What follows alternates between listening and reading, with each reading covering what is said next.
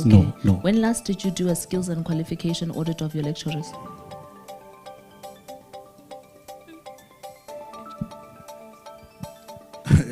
Thank you, Honorable Member. In what capacity are you responding, Date? So I repeat my question. How do you have in excess of 973 students funded by NSFAS living in student accommodation that you are paying for that you have not accredited? For Mpumalanga, okay, let me just be direct with your questions. For Nkangala specifically, we've still opened at Mpumalanga. It's the only institution that is open for application to become an accommodation provider due to the fact that we've got insufficient accredited beds. So I note there is a campus that does not have any accredited beds yet, as of yet. So we are still sourcing out accommodation providers to accredit those beds. So it could be that a surplus of that 900 and some odd students that you're mentioning could be affected by the unaccredited beds. No, sis, it is August. When you plan for intake of student accommodation and when you budget your funds of who you're going to allocate, you do so knowing that there's a next academic year that's coming and you have your ducks in a row accordingly. So to me, it is unacceptable that in August we're having conversations about how you're still in a process of accrediting accommodation when you knew Nkangala is going to have students, when you approved funding for those students, and yet in August you are yet to accredit the accommodation that those students are living in. It means you are happy to waste state money paying for accommodation that is substandard, paying for accommodation to people who are not even supposed to be giving student accommodation to begin with. So that for me is it's just haiyo. In the same way that you're able to prepare in other institutions for the next financial year, you should have been able to do so here. What bothers me the most about your snail-paced approach to accrediting student accommodation is the fact that there is no white or rich child in South Africa that depends on NSFAS accredited accommodation. So you take people out of poverty and you take for granted that the homes that they come from are poverty homes, and so they must be fine with whatever condition of a bed you give them. That's cruelty. If you're going to help somebody, because that's what you are there for, as NSFAS you're there to extend a hand of help and grace to ensure that students are lifted out of poverty. You don't do that half-baked. You do that with all your heart. Accreditation is not a new thing that arrived yesterday. It's something that for years you've always known you're supposed to do. So to me, it's disrespectful to expect students to move from their homes to come to homes. So in some cases, they live better homes than the beds that you require them to sleep in, and that's wrong. Equally, we're meeting you on Wednesday.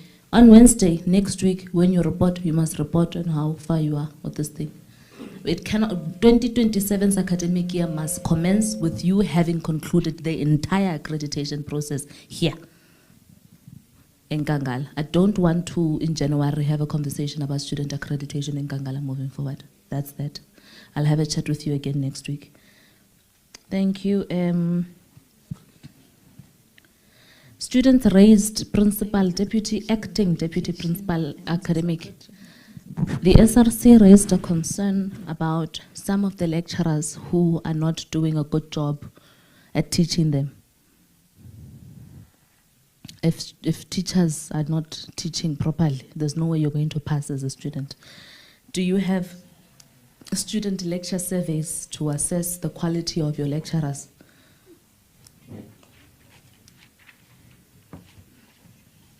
No, thank you very much, Honourable Member, for the question. And what we do at the college level or at the campus level to assess the quality of teaching of our lecturers, we do what we call monitoring. So there are class visits that we do So we expect, for example, your education specialist or the ES, HODs, and the campus manager to actually do class visits on a monthly, even on a weekly basis. That's what we basically do. So if you do all of that, why is it that in this meeting, students are still complaining about the capacity of their lecturers? No, I would agree it does basically happen, but we have a plan as a college. For example, I know that we have got 2 subjects at a level 4, which are electrical engineering subjects, where students complained about the quality of lecturing. So how long have they been complaining? Pardon? How long have they been complaining? No, it's a complaint that we received last year towards the end, and also the results were not good. Hence, we had to get that information. But then what we do, what we have done as a college already, is to actually organize a specialist for those subjects. Somebody who came. So in the meantime, the people who are a problem are still there without capacitation? Chair, it's not necessarily that they are having a problem, but there will be specific modules where a lecturer or topics where they have got problems. But what we do. Let's backtrack. There's absolutely no reason for you to defend things you shouldn't be defending. In your response, you just said, as the head of academics, that you identified that there was a problem, that even the performance was low, and that is why you've embarked on a process of trying to get a specialist to beef up. So then there is no need then for you to want to defend the fact that between then and now still there hasn't been any capacity, because that's what I'm trying to say. In the meantime, I agree there is the goal, and then there's a in the meantime process in you're waiting to the goal. I'm asking, in the meantime, what have you done to bridge the gap between students and the lecture room? I wanted to respond to that, honorable member, before you've cut me. We have got what we call co-teaching.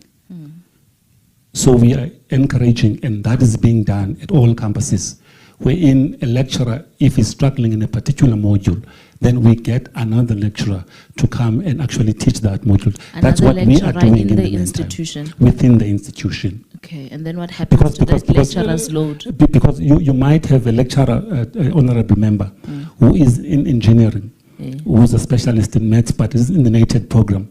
Then you have a lecturer also in the NCV who's teaching maths, and maybe is struggling in a particular module. So we do request the lecturer from another program to come and basically give an assistance specifically for the module. Because we don't have a crisis where someone can't teach all modules. Okay. No. When last did you do a skills and qualification audit of your lecturers?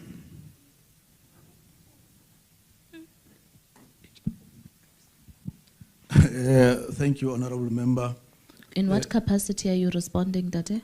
I'm the Acting Deputy Principal, Corporate Services. Okay. As far as skills audit of the lecturer or the entire staff, it is conducted annually, and where there are gaps, there are interventions that we then bring as far as upskilling and reskilling of our lecturers. So last year you had an audit? Correct. When did you have this audit last year? As per the period, I might give you the wrong date. I can check the records and. That's fine. So you're saying between the last audit and today, there isn't a single lecturer in this institution that is unqualified for the courses that they are teaching?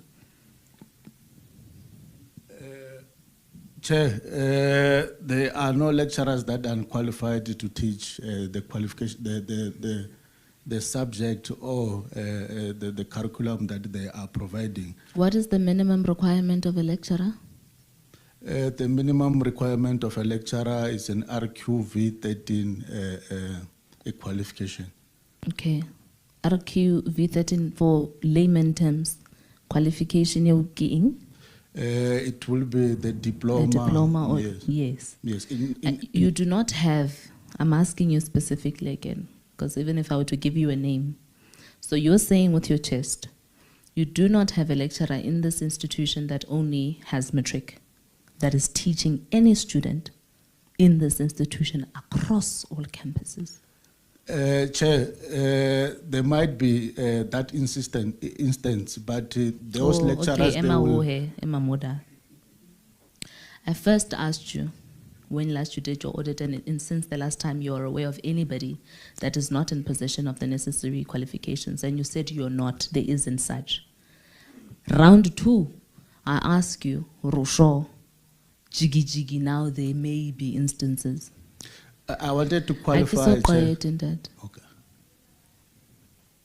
It is either you are aware that there are lecturers in this institution that are not qualified to teach students, or you're not. It can't be both. Yeah, Chair, I wanted to qualify that as the minimum requirement, it will be RQV13. But there are those that they possess a trade test, and those are the ones that might have a metric and a trade test, and they qualify to be a facilitator. So your engineering lecturers, labor, I'm going to give you an opportunity to respond. When you look at all your people, particularly in engineering, do all of them hold the necessary qualifications to teach students?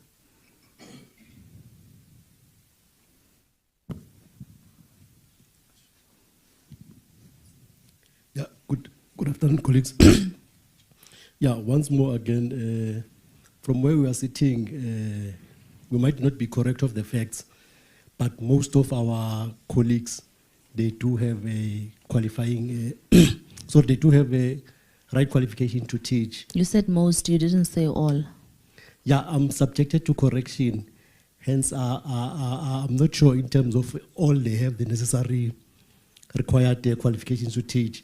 But we'll assume because of some of the opportunities that come through in terms of bursaries to upskill themselves, that they use that opportunity. I'm going to leave it there because it's very clear. And principal, it is not right. You know, the reason why TVET colleges are treated like stepchildren and are not taken seriously is because you come to colleges and find such cases. Your skills audit is there to ensure that you have the best people available to offer education to students. If a teacher at a primary school level is expected to have a diploma in education to teach and practicals, a TVET college lecturer is expected to have more than a metric to teach students. So I need you to correct that.